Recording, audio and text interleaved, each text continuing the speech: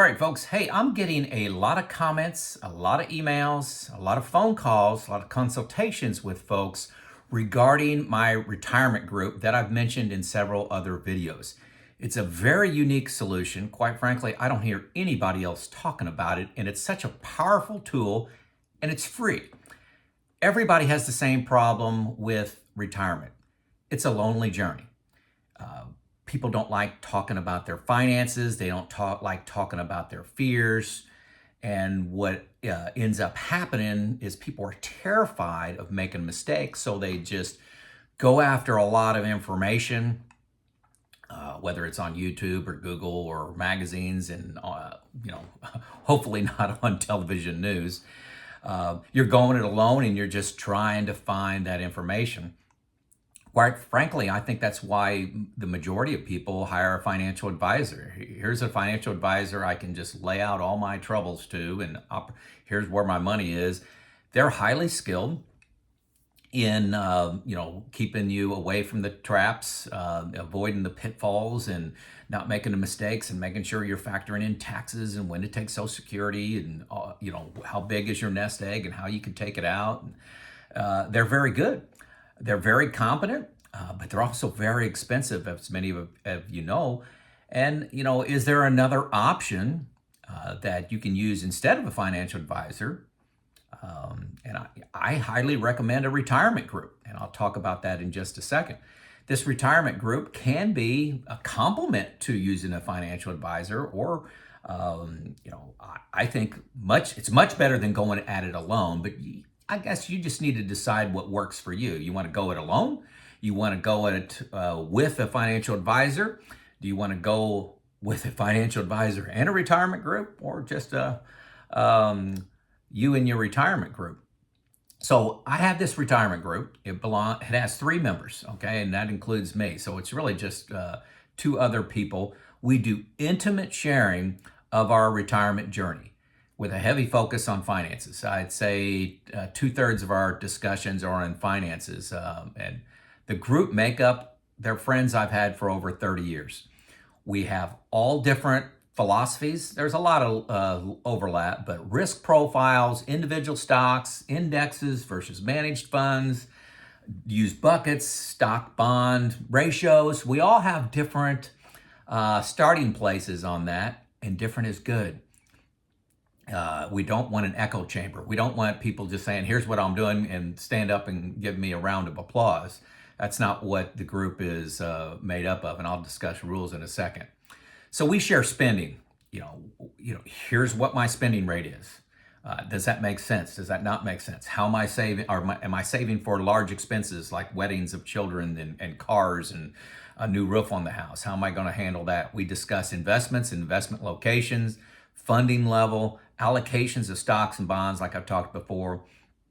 What are we doing with our low risk assets, like what our cash, where we got it.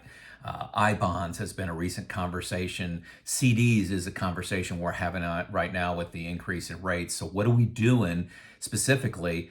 What challenges we're having, including what challenges you may be having with your spouse on this journey. Another one that was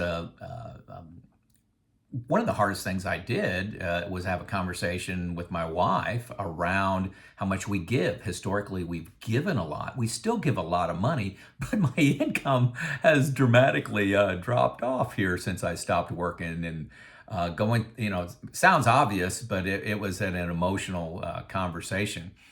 We do research assignments. For example, in our next meeting, we'll want to talk about long-term care. So everybody's required to do some research there. Social Security, wills, trust, Roth conversions, and healthcare. These have all been past discussions where everybody puts in 5 or 6 hours and brings to the table their perspective on that, what they're thinking about doing well in advance. But healthcare was one that we worked on together, and all ended up with the same solution after a lot of work. Not on a lonely journey, right? Doing it together.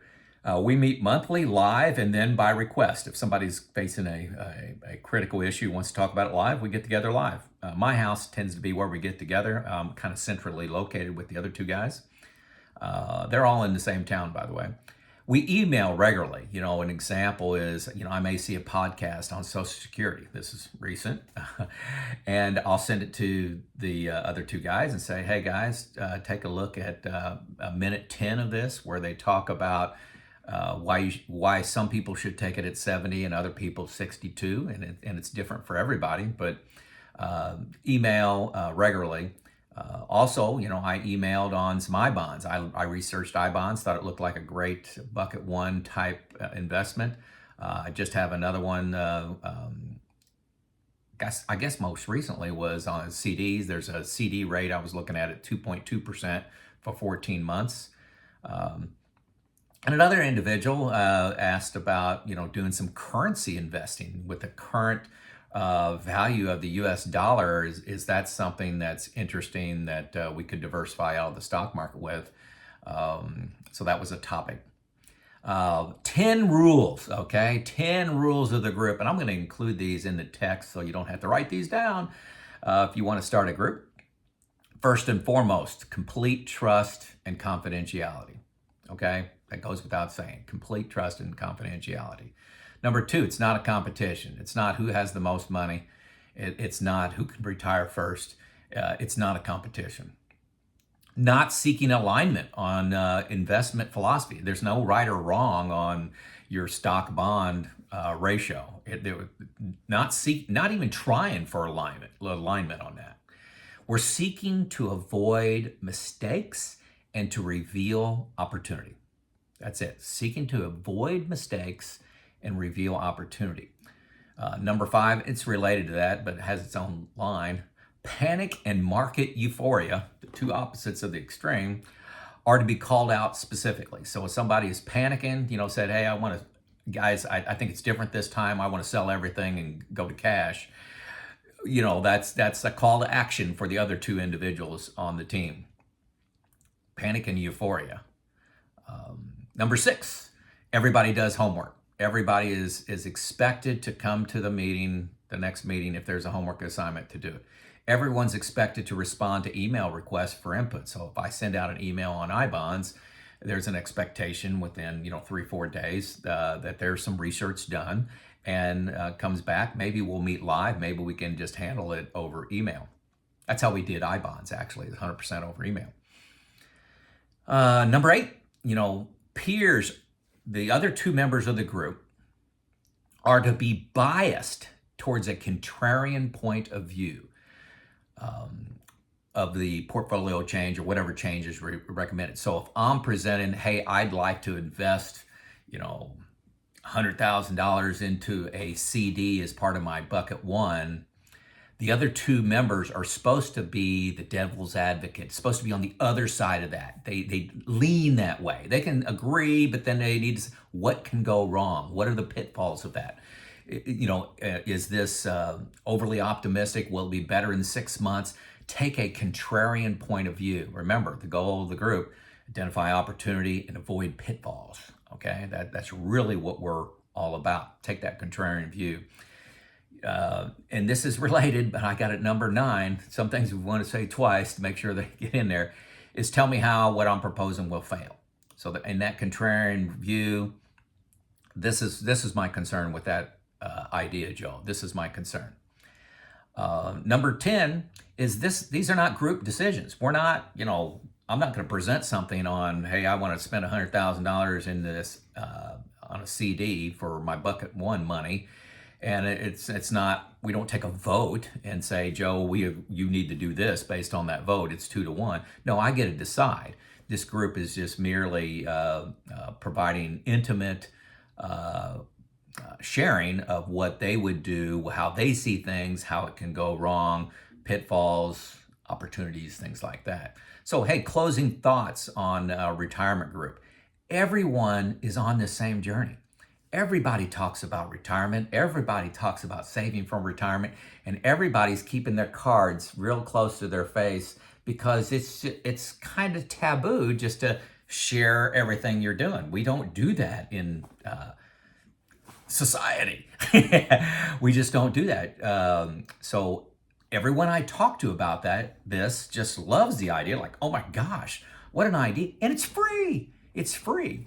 I'm not saying don't hire a financial advisor. That's a personal decision. But if you just need somebody to run your ideas by, and you want to avoid the pitfalls, see the opportunity, a retirement group is one answer to that. It can be, like I said, in conjunction with a financial advisor, or can be in replacement of, depending on your level of comfort and willingness to invest the time here. But it really just takes somebody to organize this. So it takes you, the listener out there, to say, hey, I'm starting this group. I'm looking for 2, 3 more people. I'd keep it small, definitely under 5. 3 actually works really good. I wouldn't do 2. So I would say 3 is a nice spot. 4 probably isn't bad.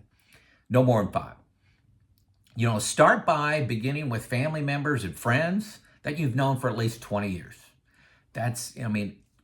Confidence and trust are so high. I would start with 20-year people, then drop down to 10 or 15, 10, 5 on down. I would not seek out a clone. Find people that are a little bit different than you, that challenge your thinking.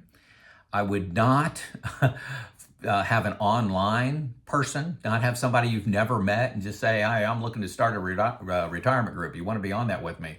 I wouldn't do that. I look for people that are in different places on the journey. For example, I'm the most senior person on the journey. I'm 3.5 years into retirement, already retired. We got one individual that just retired and is working part-time, 3 days a week. And we got another individual that's probably 3 to 4 years from retiring. So we're all in that close, but we're all in a little bit different spots, and we have a little bit different perspective that I think is of great, great value. Again, I would not do online acquaintances. So how does such a group sound to you? Do you feel that if you had such a group of people just like you willing to do the work, but different thoughts, but we're on this same journey together, do you need a financial advisor if you had such a group? Would this reduce the fear that you have about making a mistake or losing out on an opportunity? Let me know in the comments. This is Joe out.